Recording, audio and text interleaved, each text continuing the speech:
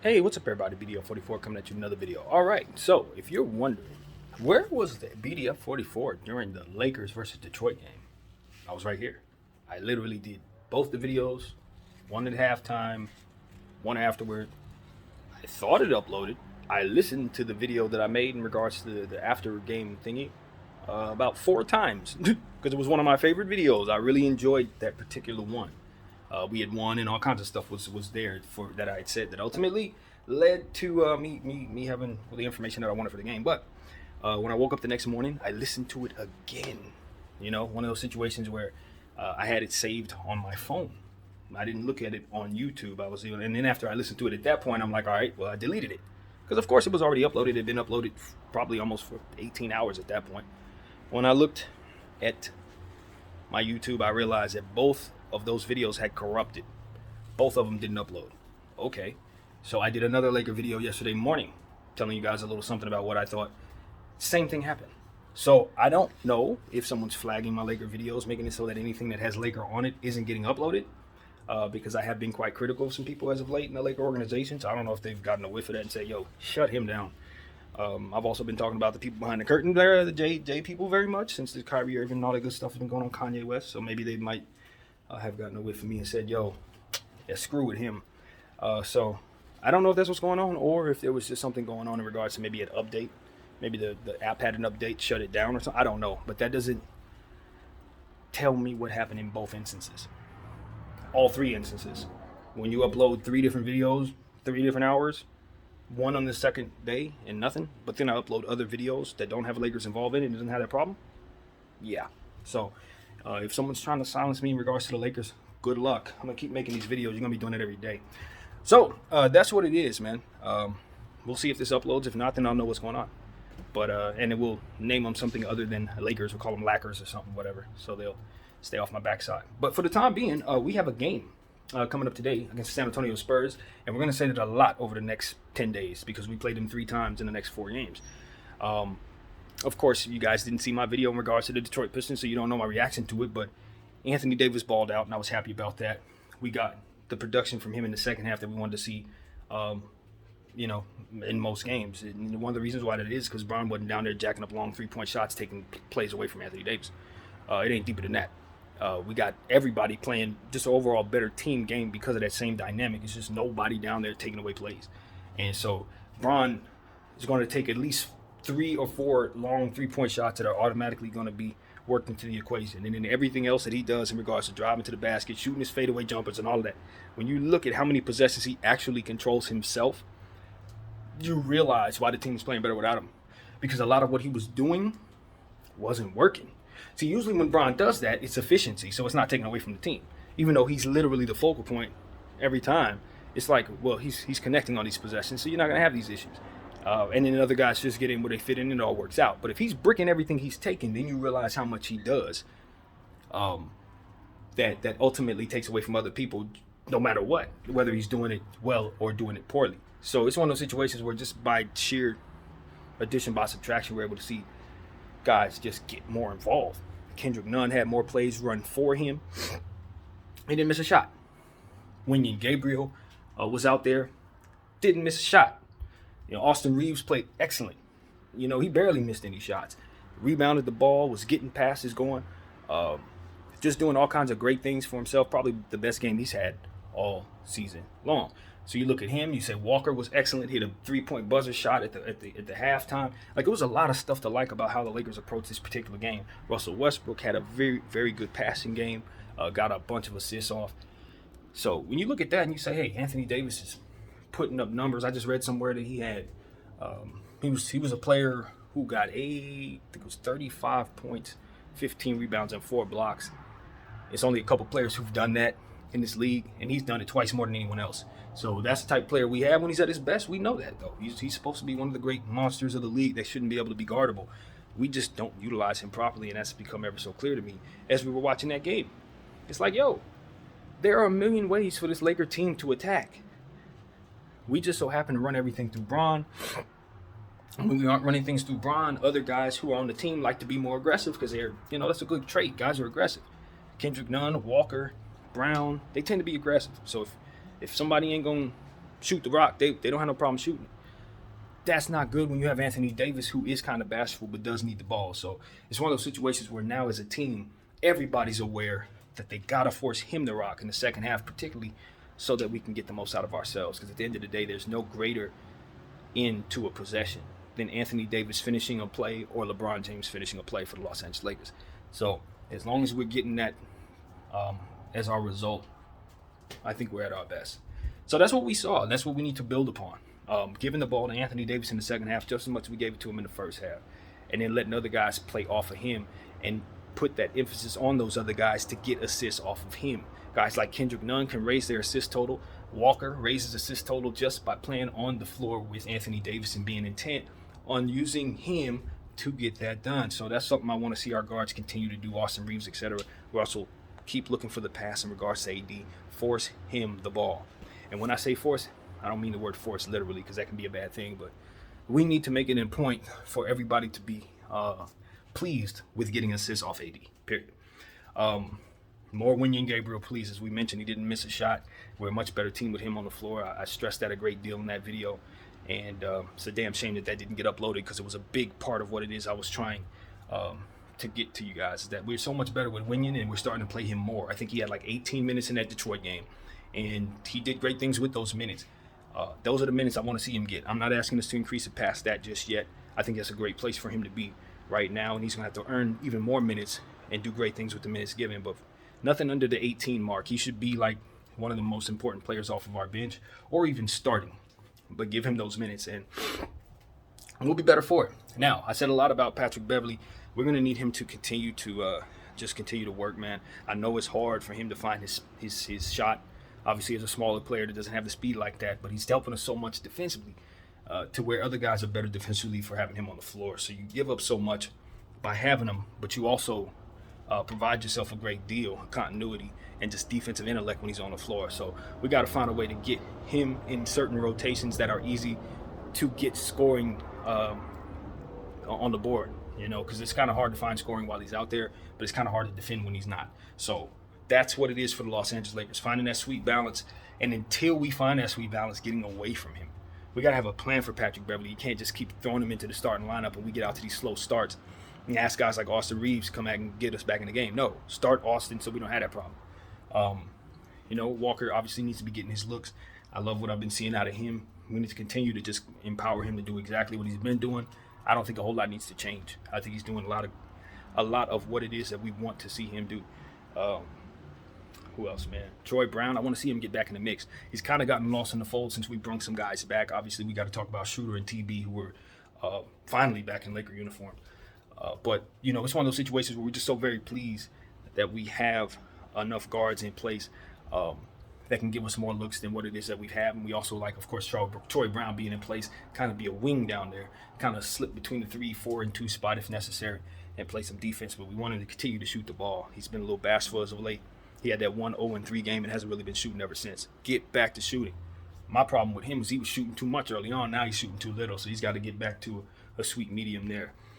Yeah, who else? There was some other stuff going on there, but the meat and potatoes was obviously Anthony Davis. When you talk about the Detroit Pistons, they didn't really want to win. San Antonio Spurs, same thing. These are tanking teams. And when you consider what the Spurs bring to the table, a lot of unproven guys, half of them dudes on the back of that bench I've never heard of. I don't know what they can do, so we'll find out over the course of 3 games in 1 week. We will know these dudes by then. But I will tell you who we need to pay attention to off rip. Johnson. You got to make sure that you keep a body on this guy. He rebounds the ball like crazy. He's a power forward, small forward who can shoot the 3 at a very high clip.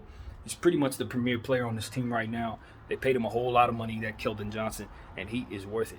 He is definitely going to be somebody that continues to be one of the better swing 3-and-D kind of guys in this game who puts an emphasis on rebounding. So we're going to have to use our bigs and forwards wisely. If we don't have a good, healthy Wenyen Gabriel out there, other guys that can put bodies on him, it's going to be a night where he succeeds. Keita Bates-Diop is another player that we got to keep an eye on. He's starting to really make a name for himself in this, with the minutes given to him with the Spurs team. He's been on the team for a while now, but now he's starting to get the role with everybody cleared out, basically, for him to now show what he can do. So he's a regular rotation player. at that forward spot, and he can do a lot of good things for their team as a role player. So he's somebody we got to keep an eye on. Isaiah Roby as well.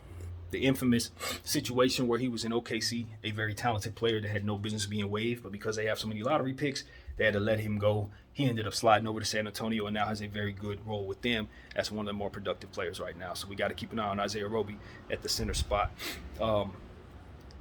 Trey Jones, y'all got to keep an eye on Trey Jones. He is quickly becoming one of the more productive young guards in basketball, believe it or not. And I don't think too many people know who he is because he's just kind of eating the minutes up at the point guard position, left open by everybody who's jetted out of San Antonio at the point guard spot, including Josh Primo, of whom we know was involved in a scandalous situation, who is not with the team anymore. That's just more minutes for this guy here. So Trey Jones is running away with that starting spot right now in San Antonio. He's averaging basically a steal a game on top of a bunch of assists and some very good shooting numbers as well for the most part. So this is a very productive starting point guard in this league that no one has ever really heard of. His brother plays in Memphis, also extremely talented player, and they're both just getting off the ground. So if I'm a GM and I have the means of grabbing both of those players and bringing them to me, I would bring both of those brothers to my squad. Give me both of those Jones guys because they're both extremely talented, underrated guards that have not quite stepped into the role that would allow them to show exactly what they can do. But if you think about a situation like Utah right now, and you see how guys like Olynyk and Markkanen and those guys are starting to get the roles that allow them to have those minutes, both of those Jones brothers need those kind of roles. You throw them both into Utah, not to say that I would want to do this at all, but if you remove, say, 2 guards from Utah and place those 2 guards there, they'll immediately both be starters. Both of those brothers are starters. So that's something I know about the Jones brothers. They need to be paid attention to. It's one of those situations where it's like they're such a tanking team, just like Detroit was, to where all you really got to do is put a little pressure on them and then have the lead at the end of the game and they'll fold. They'll fold. They won't want to win. If they're down by 5 with 2 minutes to go, they're not going to foul. Like, it's that kind of thing. They don't want to win. So what we need to do is just bring it to them. A guy by the name of Jeremy Sohan, very, very talented rookie. Basically Dennis Rodman all over again. He comes through with the pink hair and all of that for the Spurs. So we've seen this movie before. He runs around and plays like Dennis Rodman. He rebounds the ball. He dunks the ball. He gets offensive boards particularly. He can block a shot here and there. He's a bruiser, power forward, just like Dennis Rodman. They drafted Dennis Rodman again. So definitely pay attention to Jeremy Sohan. He gets involved in defensive things, steals the ball, blocks shots, rebounds, scores. He does all 4. And as he continues to build himself up in this league, you're going to see him immediately take that starting spot from the San Antonio Spurs and immediately be one of those players that you are aware of, synonymous with the San Antonio Spurs. Jeremy Sohan, lottery pick from this year, rookie. You will know him. You'll know him. You'll know him well. We don't know him yet, but by the end of this week, we're going to know him well. Simple as that. Jeremy Sohan. Also, Jakob Poeltl. You know, we talk about Jakob Poeltl a lot on this channel because obviously he's a high-level center who is up for free agency at the end of this year. So likely he's going to be traded, and one of the places he could be traded is here. Jakob Poeltl could be playing some of his last days with the San Antonio Spurs in these 3 games.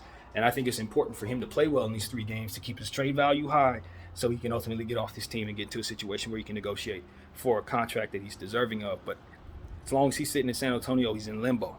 It's kind of like just continue to audition, just like a lot of guys. Russell Westbrook's auditioning. All these guys are auditioning for opportunities at future negotiation opportunities. So that's what we're going to see. Jakob Poeltl is probably going to try to flex on us really good.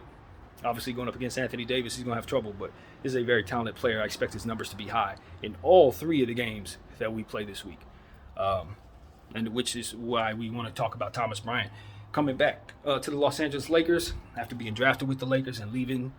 We waived him inexplicably several years back, sent him off to Washington to sign there.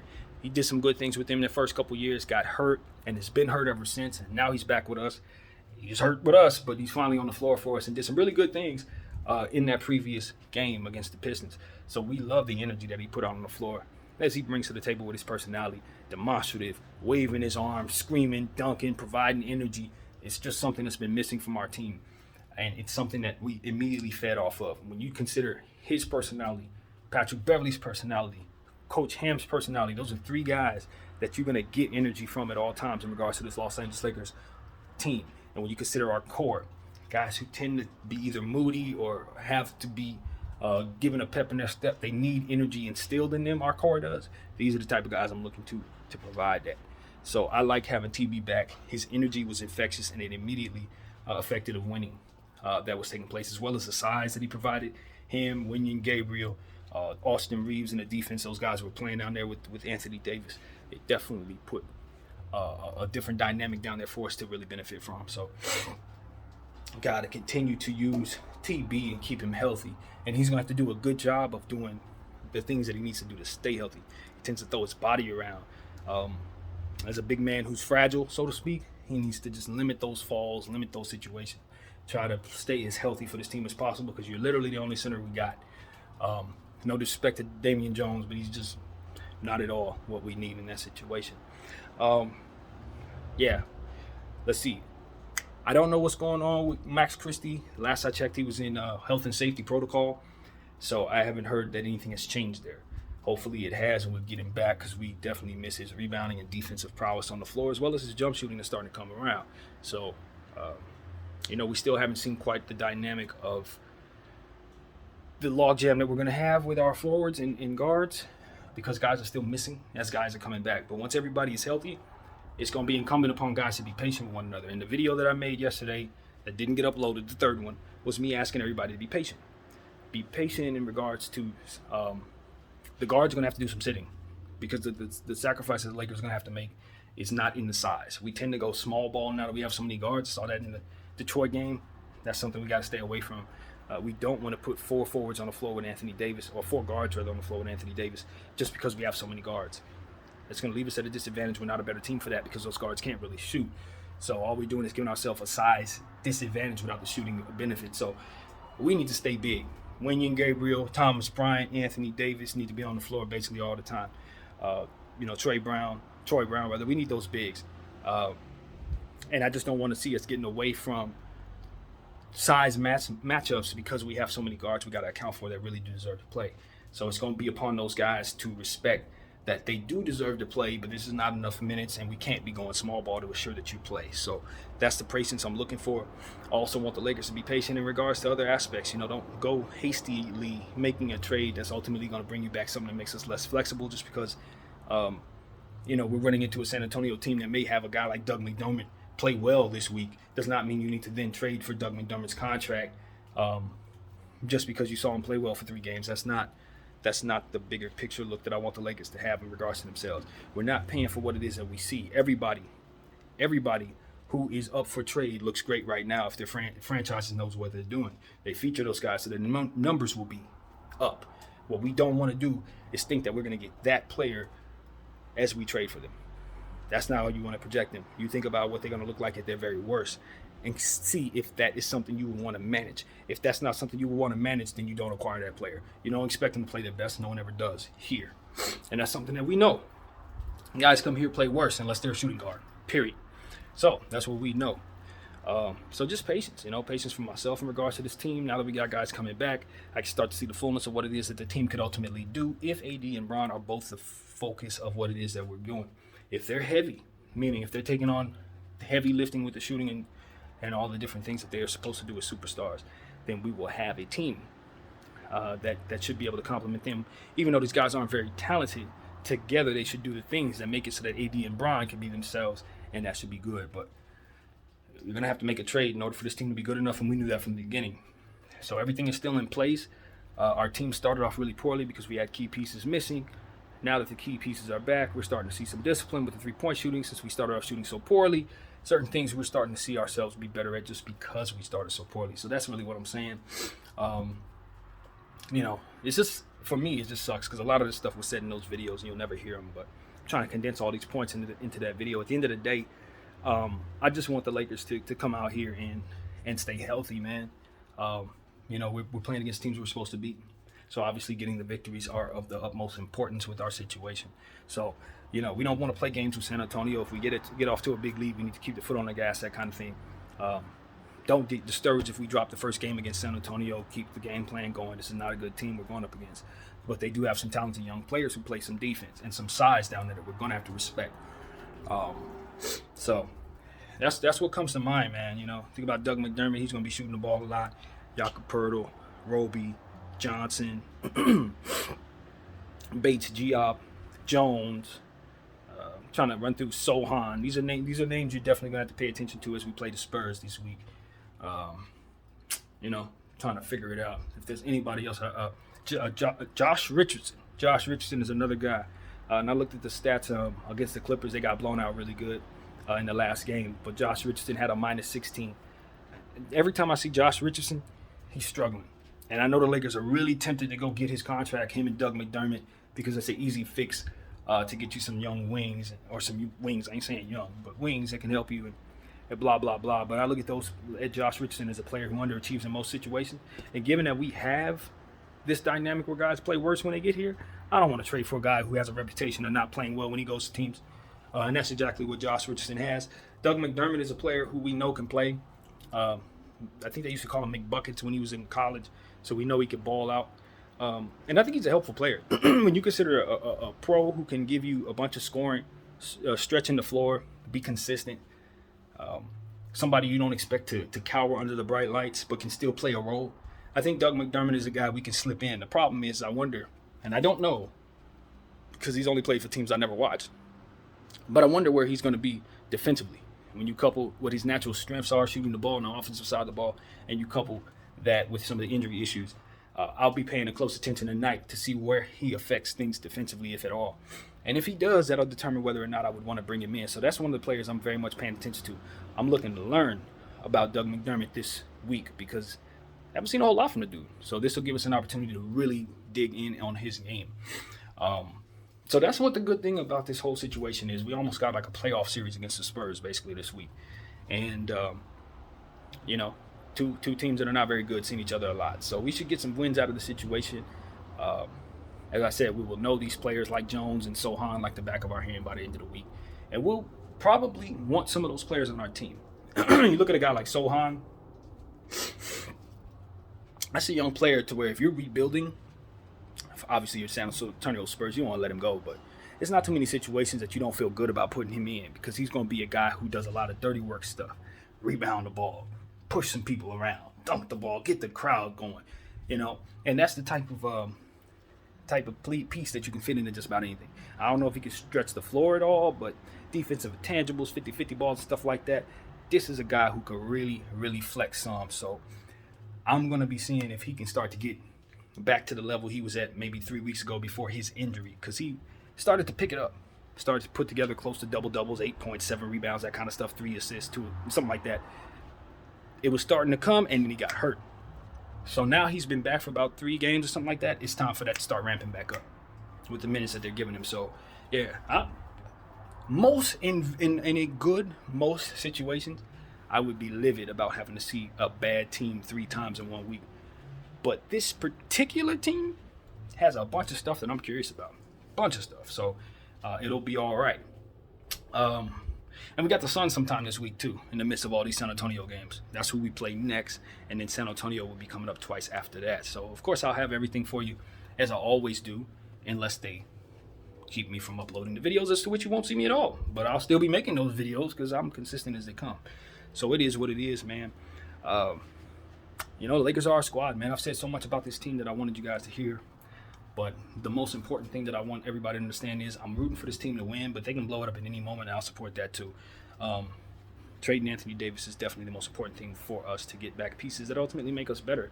And whatever it is that we become after making a trade like that, we will pick up right where we left off and assess that team just the same. So it don't matter who's wearing the uniform. We're going to assess what it is they're doing and the tendencies that they have, and we will leave that data here if the powers that be will allow it to be.